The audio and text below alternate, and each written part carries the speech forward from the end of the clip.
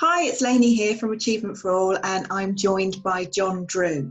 And as promised in a previous video, we're going to be looking at teaching and learning in a new way. What might be coming up? What might be the changes? And how can we adapt to them? So John, go on, go straight in there, dive in. What are we expecting? Let's dive in.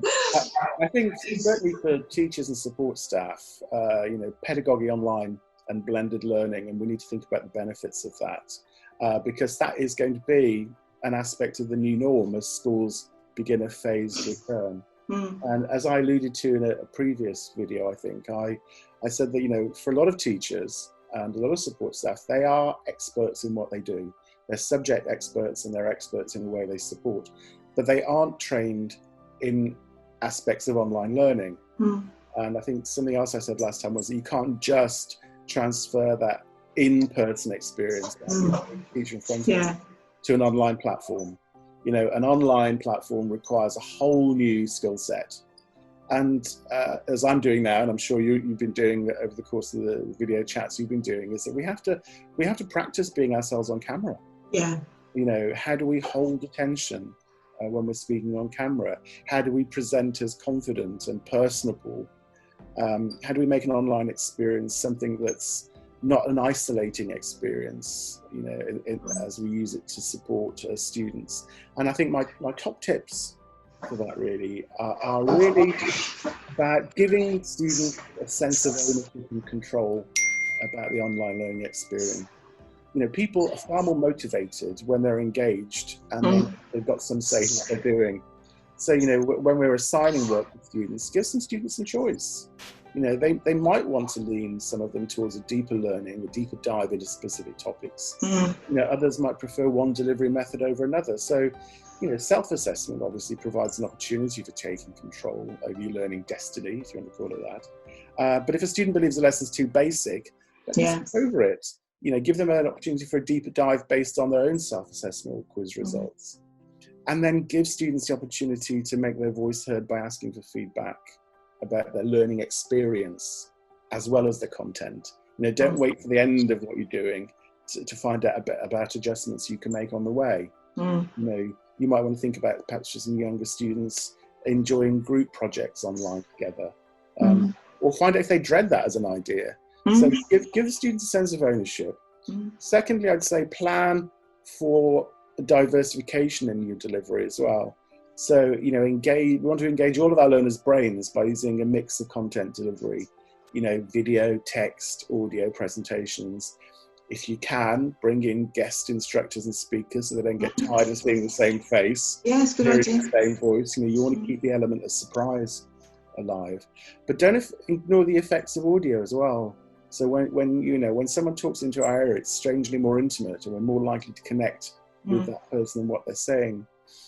My third top tip would be become a storyteller. We all love really good stories, don't we?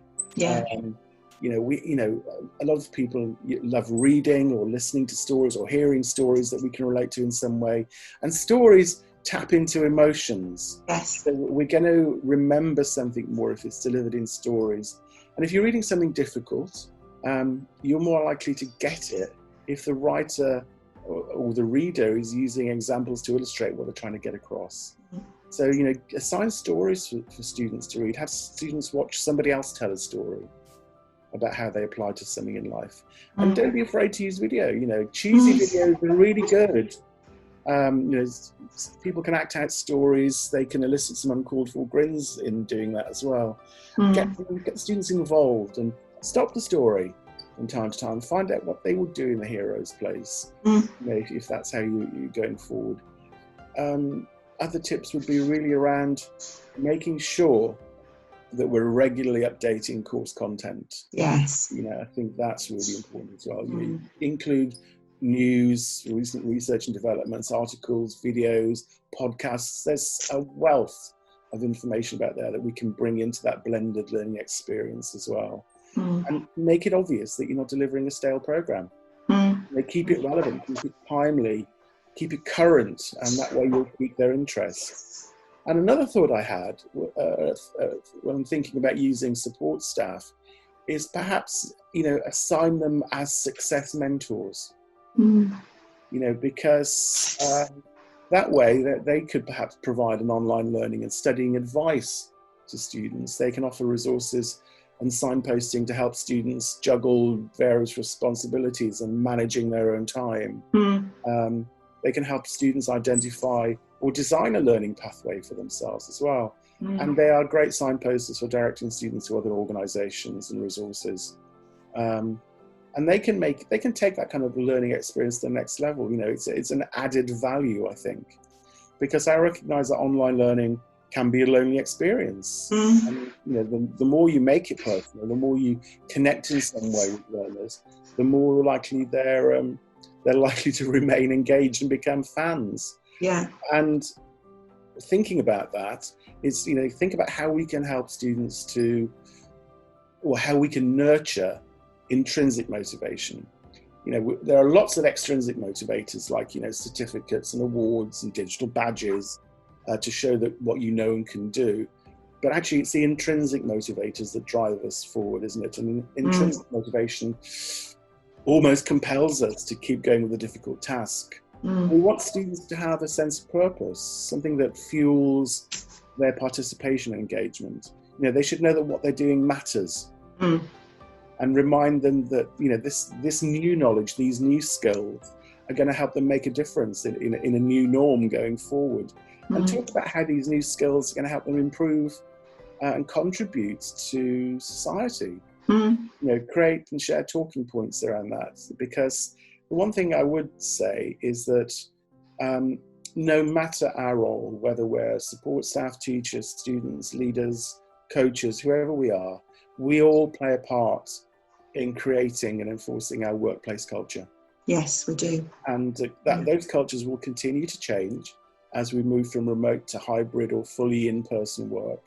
And what we want to do is make sure that it's positive, productive, and embodies the kind of values that we want to promote going forward as organisations.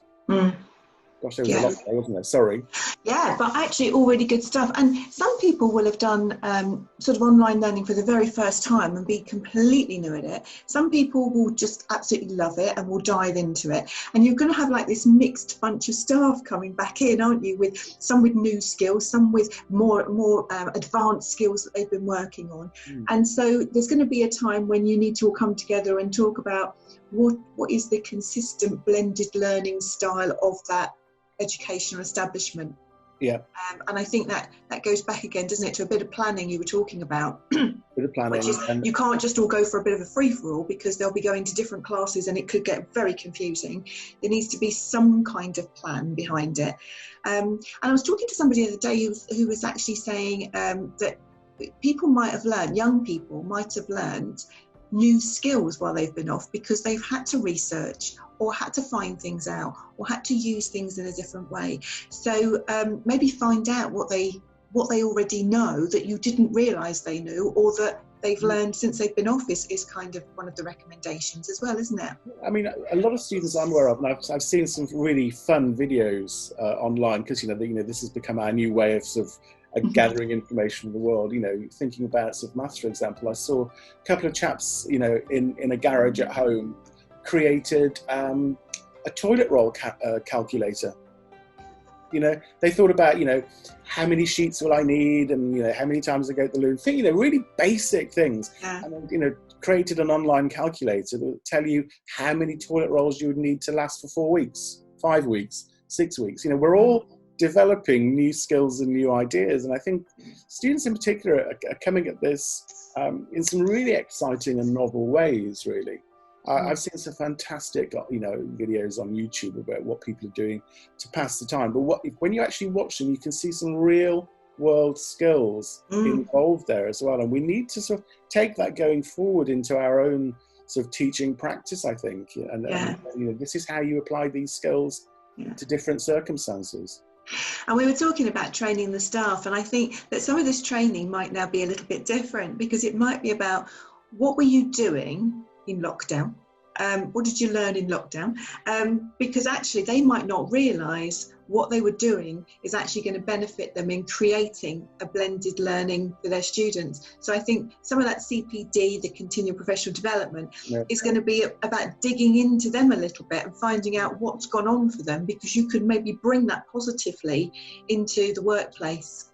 You know, one of the things that we've done that's quite exciting as a charity at Achievement for All, you know, we have an online learning platform called The Bubble, which is great. It's got lots of resources, but sometimes it can be a little bit daunting. It can feel a bit, oh, where is everything? And some colleagues in the East team created what we call web quests as a way of navigating through that to answer particular questions.